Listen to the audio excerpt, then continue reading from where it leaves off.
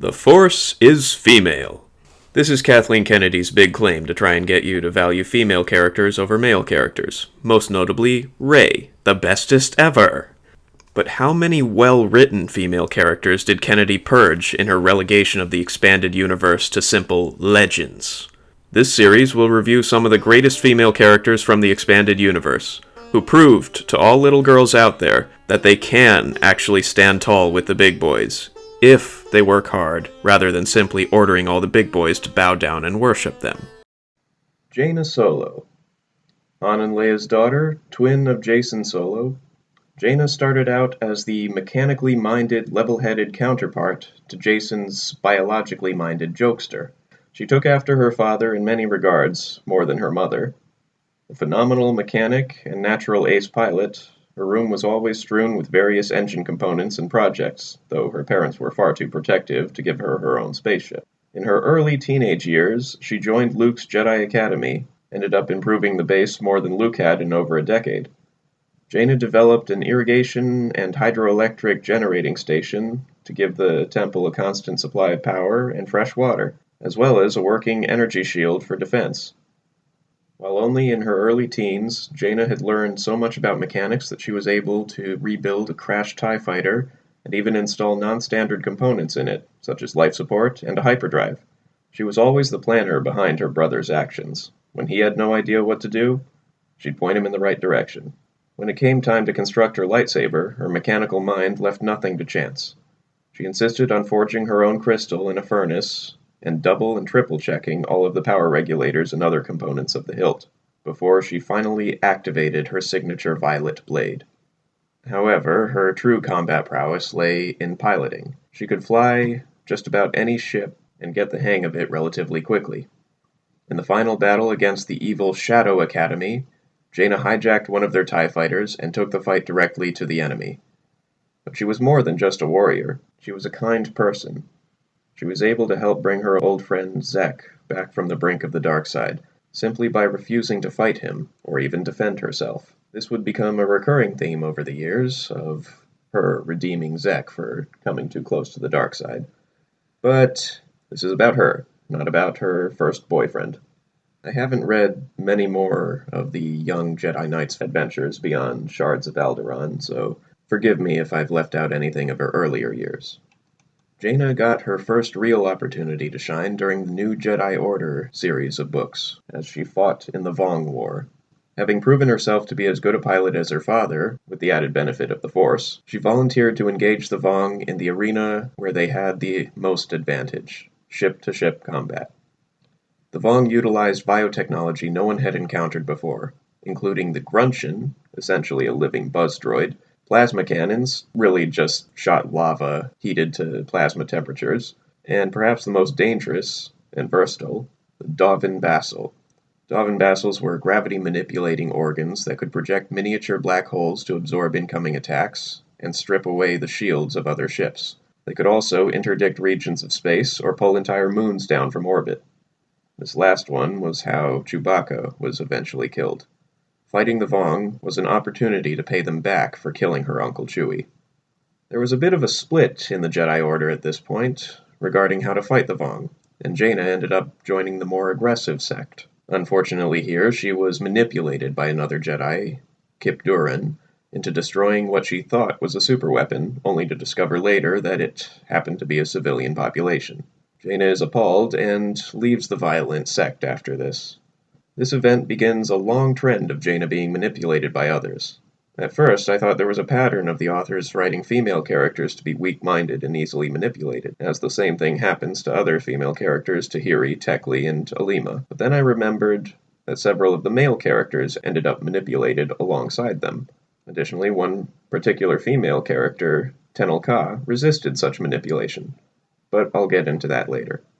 It is here during the Vong War that we start to get a bit of the potential failings of Legends. Many Legends authors didn't seem to know what to do with their characters, and so I feel they didn't give them the stories they deserved. Jaina was perhaps one of the greatest sufferers, but I'll get more into that later.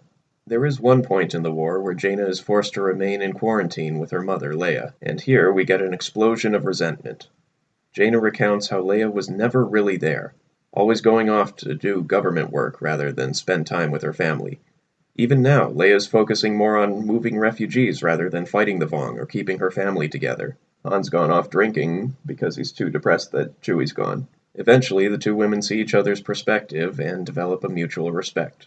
About midway through the series, Jaina is called on to participate in a task force led by her younger brother Anakin to infiltrate a Vong world ship to seek out and destroy the source of a Jedi hunting bioweapon. Essentially, Force-sensitive attack dogs armed with acidic venom and sonic blasting howls. The mission is eventually a success, but everything that can go wrong in the mission does go wrong. Several of their number are killed. A couple prisoners they rescued end up betraying them and leave in an escape ship with an injured member of their party. Jacen is captured, and the leader, Anakin, is killed. In a rage, Jaina storms into the throng of Vong to retrieve Anakin's body. It's here that she performs the only known instance of black Force lightning to obliterate the Vong. I'm not exactly sure what this means, but I like to think that, much like the black lightsaber in the Force Unleashed video games, it has a disintegrating effect. Jaina manages to salvage the remains of the strike team and escape in a hijacked Vong ship. After losing both her brothers, Jaina dips ponderously close to the dark side, torturing various people in her bid to find new technology to deceive and hurt the Vong. This path eventually leads to several breakthroughs in replicating Vong ship signatures to confuse them. While she is incredibly angry, she stops short of letting the dark side control her completely, and the very Jedi that used her to attack the civilian Vong, Kip Duran, helps guide her back to the light. Rather than hunting down the Vong for revenge, she understands now the importance of staying alive in order to continue to protect other people and fight another day. Jaina becomes a truly dangerous opponent to the Vong, not only physically, but emotionally and politically as well. The fact that she's a twin, combined with her coming up with the cloaking technology against the Vong censors, lead many of the lower tier Vong to believe that she is the reincarnation of their trickster goddess, Yung Harla. Jaina even renames her captured Vong ship the Trickster to capitalize upon this religious demoralization.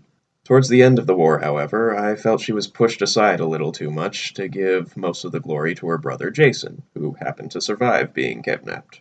Jacen also managed to find a sentient planet MacGuffin device, which ended up beating the Vong in just a couple books. But there is no denying that her contribution to the Vong's defeat was one of the greatest in all the galaxy. Then we get the Dark Nest crisis. And in my mind, this is Jaina's lowest point. Rather than being tricked or manipulated, here she is straight up mind-controlled. Turns out that one of the Jedi from the Strike Force, Raynar, who had been unconscious aboard the ship that the two traitors stole, is still alive, and has been turned into the king of a race of bug aliens called the Killiks.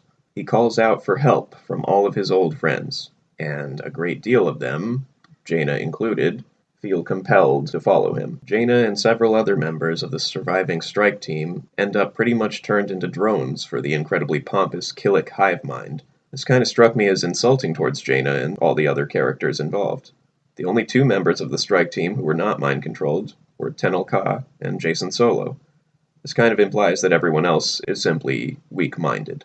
Turns out that the two treacherous prisoners who made off with Raynar and the escape ship were actually Sith, and these two Sith are hiding in the shadows, manipulating the bug people to try and conquer the entire galaxy. Through all this, Jaina ends up betraying her new boyfriend, Jagged Fell, in favor of the bugs, leading to Jag being exiled from his people and stranded on a deadly world for 2 years. The two Sith are eventually killed, the Jedi removed from the bug people's control, and the bug people relegated to their old, non-overpopulating state. But Jaina remains a little bit buggy and is forced to be in a romantic relationship with her childhood friend Zek, because they are both kind of buggy and can read each other's minds. I get the feeling here that the different authors wanted different ships and kept changing the story to try and ensure that she got together with one or the other. Jaina should be with Zek. No, he's more of like a brother to her. Here's Jag, some awesome non-Jedi pilot. No, she's going to ruin that relationship by betraying Jag so she can be with her buggy boyfriend Zek. No, Jag's going to forgive her after a long time on exile. At some point, Luke has some weird prophecy here that Jaina is the sword of the Jedi, but hopefully we get into that later. After the end of the Swarm War, a civil war breaks out between Corellia and Coruscant, and the Skywalker and Solo clan are torn apart. Zek is still hanging around Jaina, and they sort of still share one mind, so it seems like they're destined to end up together, though Han does not approve. Partly because Zek is too powerful for Han to threaten, and partly because Han really hates bugs. Leia and Han end up joining the Corellian side of the conflict, and the rest join the Coruscant side. However, Chief of State Jaina Solo's increasingly violent and authoritative practices force Jaina and the rest of the Jedi to leave the Coruscant side. On the other side, Corellia's underhanded and dishonorable practices force Han and Leia to leave them. The war devolves into chaos, with no side being truly good or truly evil, though Jason, now chief of the Galactic Alliance, declares himself Sith Lord Darth Caedus. In the end, Jaina is called upon to face off against her brother. Perhaps this is what the Sword of the Jedi prophecy was about.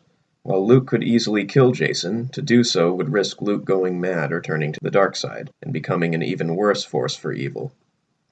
Jaina, well, apparently Jaina killing Jason makes it slightly a cleaner death. I'm not exactly sure how, but basically she is doing the dirty work that the Jedi themselves can't do.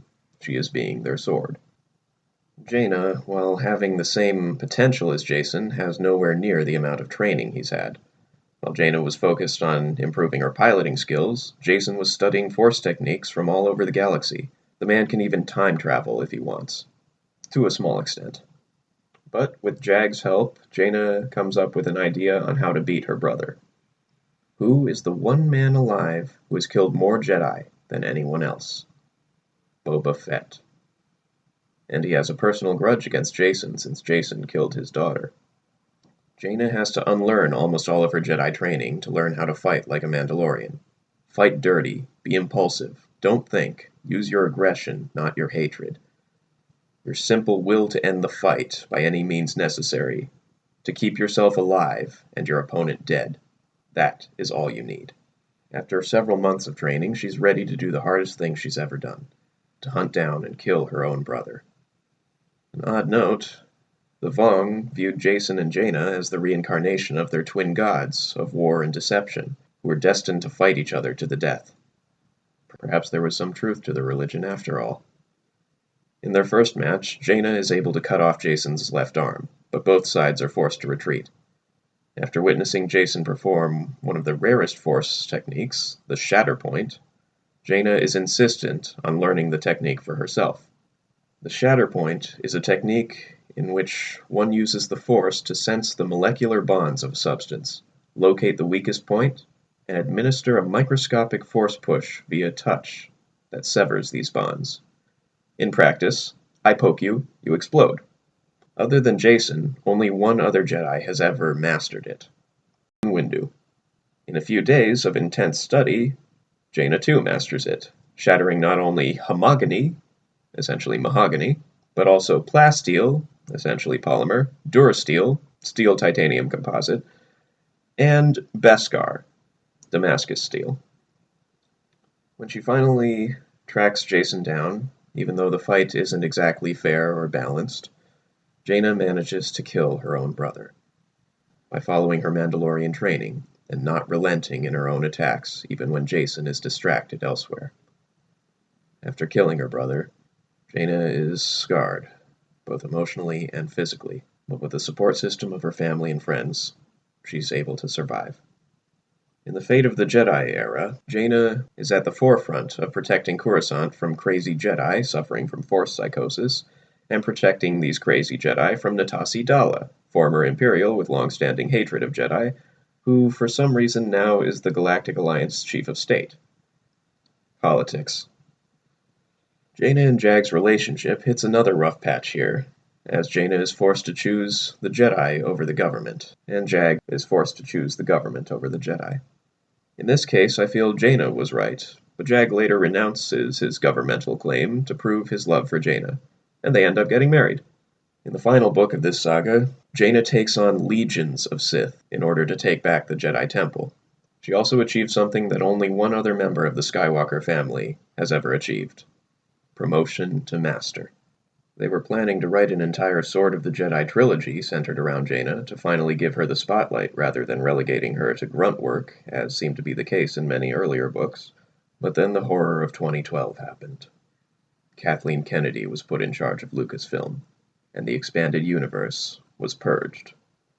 Still, with High Republic getting laughed into oblivion and the Heart of the Jedi outselling them with no advertisement whatsoever, perhaps Disney will finally realize what a cancer Kennedy truly is, and bring back the truly strong female characters like Jaina Solo fell. Not perfect by any means, but willing to put in the hard work to power through her physical and emotional setbacks, to become a well-rounded person and do what needs to be done, to become the Sword of the Jedi. That concludes this episode of Strong Star Wars Women, a continuing series in which I show that true Star Wars fans are perfectly fine with strong female characters, provided that they are well written.